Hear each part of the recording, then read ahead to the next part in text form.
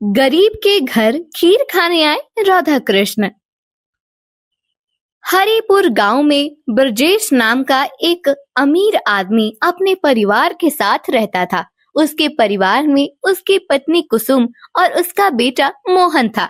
वह राधा कृष्ण का बहुत बड़ा भक्त था। इसी के साथ वह बहुत दयालु था। वह गरीबों की बहुत ज्यादा मदद किया करता था, जिस वजह से गांव के लोग उससे बहुत ज्यादा खुश रहा करते थे। पर उसका जो सौतेला भाई राजेश था, वह उससे बहुत ज्यादा जला करता और हमेशा उसे बर्बाद करने की सोचता। एक दिन ब्रजेश अपने परिवार के साथ भोजन कर रहा था। तभी उसके बेटे मोहन ने कहा, पिताजी, जिस तरह हम लोग भोजन करते हैं, क्या सभी इसी तरह भोजन करते हैं? क्यों बेटा, तुम ऐसा क्यों पूछ रहे हो? बस ऐसे ही पूछ रहा हूँ, क्योंकि कल मेरा दोस्त बता रहा था कि उसने कल खाना नहीं खाया इसी वजह से। क्या तुम्हारे दोस्त ने खाना नहीं खाया? पर क्यों? क्योंकि उसके पिता बहुत ही गरीब हैं और उन्हें अभी काम भी नहीं मिल रहा है, जिस वजह से वह लोग भूखे रहते हैं। यह सुनकर ब्रजेश को काफी ज्यादा बुरा लगा और उसने कहा, अगर ऐसी बात है तो तुमने मुझे अभी तक बताया क्यों नहीं? मैं तुम्हारे दोस्त के लिए आज ही खाना ले जाऊंगा, ठीक है? यह सुनकर मोहन बहुत ज्यादा खुश हो गया। इसके बाद उन सभी ने खाना खा लिया। खाना खाने के बाद ब्रजेश ने कुसुम से कहा, सुनो, मैं सोच रहा हूँ क्यों ना हम लोग अपने गांव में भंडारा शुरू कर दे। भंडारा? पर इससे क्या होगा? इससे हमारे गांव में जो भी गरीब है या फिर जो 2 वक्त का खाना नहीं जुटा पाते हैं, उन्हें इससे राहत मिलेगी। भगवान का दिया हुआ हमारे पास सब कुछ है। हाँ, आप बिल्कुल ठीक कह रहे हैं। ठीक है, आपको जैसा सही लगे आप वैसा करें। यह सुनकर ब्रजेश काफी ज्यादा खुश हो गया और वह अगले दिन ही भंडारे का सारा सामान ले आया और गांव में भंडारा शुरू कर दिया, जिससे गांव वाले बहुत ज्यादा खुश हुए। वहीं दूसरी तरफ जब राजेश को यह पता लगा तो वह बुरी तरह तिल मिला उठा, क्योंकि उसे यह बिल्कुल भी अच्छा नहीं लगा, क्योंकि इससे ब्रजेश की वाहवाही हो रही थी और उसने अपने आप से कहा, मैं इस ब्रजेश को इस तरह वाहवाही नहीं लूटने दूंगा, चाहे मुझे इसके लिए कुछ भी करना पड़े। और यही सोचकर उसने एक योजना बनाई। अगले दिन वह ब्रजेश के घर पर गया, जहाँ पर ब्रजेश भंडारे की तैयारी में लगा हुआ था। जब उसने राजेश को देखा तो काफी हैरान हुआ, क्योंकि अभी तक राजेश उसके घर पर नहीं आया करता था।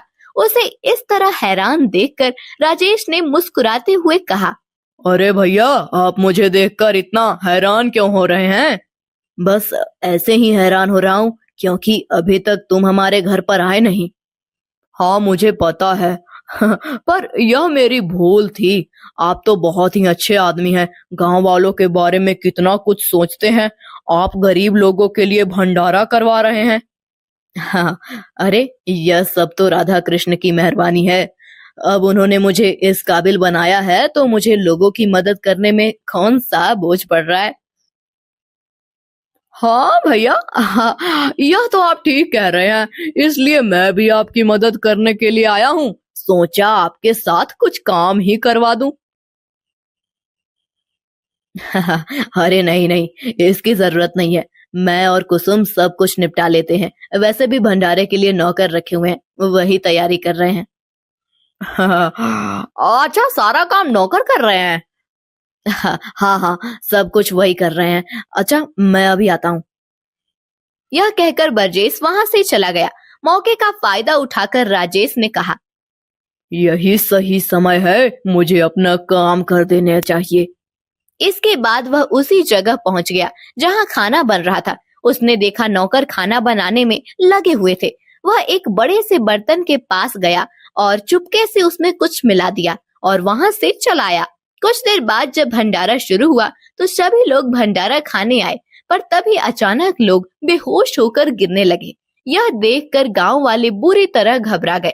तभी वहां पर राजेश आया और उसने गांव वालों से कहा, इन्होंने खाने में जहर मिला दिया है।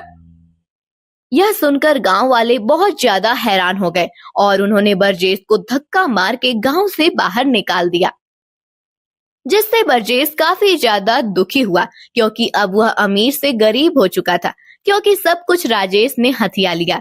गांव से निकाले जाने के बाद वह लोग गांव से दूर दूसरे गांव में एक झोपड़ी बनाकर रहने लगे। धीरे धीरे समय गुजर रहा था। बरजेस अभी भी राजा कृष्ण की पूजा किया करता था, पर उसके मन में हमेशा एक बात थी कि आखिर उसने क्या बिगाड़ा था जो उसके साथ ऐसा हुआ। समय के साथ जन्माष्टमी पास आने लगी और सभी गांव वाले जन्माष्टमी की तैयारी करने लगे। बरजेस भी जन्माष्टमी की तैयारी करना चाहता था, पर उसके पास अब इतने पैसे नहीं थे क्योंकि कोई भी उसे काम नहीं दिया करता था। उसके घर के हालात काफी ज्यादा खराब हो चुके थे। एक दिन कुसुम ने बरजेस से कहा, अजी, हमारे घर पर अब खाने के लिए कुछ नहीं है। इस तरह तो हमारा बेटा भूख से तड़प उठेगा। तुम चिंता मत करो, मैं कुछ ना कुछ व्यवस्था कर रहा हूँ। सुनिए, अब तो जन्माष्टमी आने वाली है, हम लोग क्या करेंगे? हाँ, अब जो कुछ भी करेंगे वह राधा कृष्ण ही करेंगे। मैंने तो सब कुछ उन्हीं पर छोड़ दिया है। अजी, छोड़ तो मैंने भी दिया था, पर देखो ना क्या हो गया। तुम चिंता मत करो, सब सही हो जाएगा, बस सही समय आने दो। यह कहकर बरजेस अपनी झोपड़ी से चला गया। वहीं दूसरी तरफ आसमान से भगवान राधा कृष्ण ये सब देख रहे थे। राधा ने कृष्ण भगवान से कहा, प्रभु, आप अपने भक्त की यह कैसी परीक्षा ले रहे हैं? यह सुखद परीक्षा है। अगर इसमें यह सफल हो गया तो इसे जीवन में कभी भी कष्ट नहीं होगा, क्योंकि मेरा भक्त वही है जो बुरे समय में मेरा साथ ना छोड़े। यह तो आप ठीक कह रहे हैं, पर अब कौन सी परीक्षा लेनी बाकी रह गई है? अभी एक परीक्षा और लेनी है। जन्माष्टमी तो आने दो, जन्माष्टमी तक तुम्हें सब कुछ पता लग जाएगा। अच्छा, पर अगर आपका भक्त हार मान गया तो?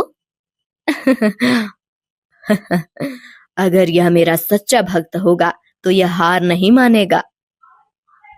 यह सुनकर राधा भी मुस्कुरा दी, पर उन्हें समझ नहीं आ रहा था कि अब कृष्ण भगवान बरजेस की कौन सी परीक्षा लेना चाहते थे। समय के साथ जन्माष्टमी आ गई। जन्माष्टमी वाले दिन गांव वालों ने मंदिर पर बहुत अच्छी झांकी सजाई हुई थी। इसी के साथ उन्होंने कई जगह पर भंडारा रखा हुआ था। वहीं बरजेस यह सब देखकर बहुत खुश था, पर साथ ही दुखी भी था, क्योंकि एक समय ऐसा था वह भी हर जन्माष्टमी पर भंडारा करवाया करता था, पर आज उसके हालात ऐसे थे कि वह खुद भंडारे में से खाना खा रहा था। भंडारे से खाना लाने के बाद उसने कुसुम से कहा, लो, खाना खा लो, मोहन को भी खिला देना। आज तो जन्माष्टमी है, आज आप कुछ बनवाएंगे नहीं? क्या आप श्री कृष्ण को भोग नहीं लगाएंगे? मैं लगाना तो चाहता हूँ, पर मेरे पास कुछ है ही नहीं। किससे राधा कृष्ण को भोग लगाऊं? आप ऐसा कीजिए, थोड़ा सा दूध ले आइए, चावल तो रखे हैं, मैं खीर बना देती हूँ। यह सुनकर बरजेस दूध लेने चला गया।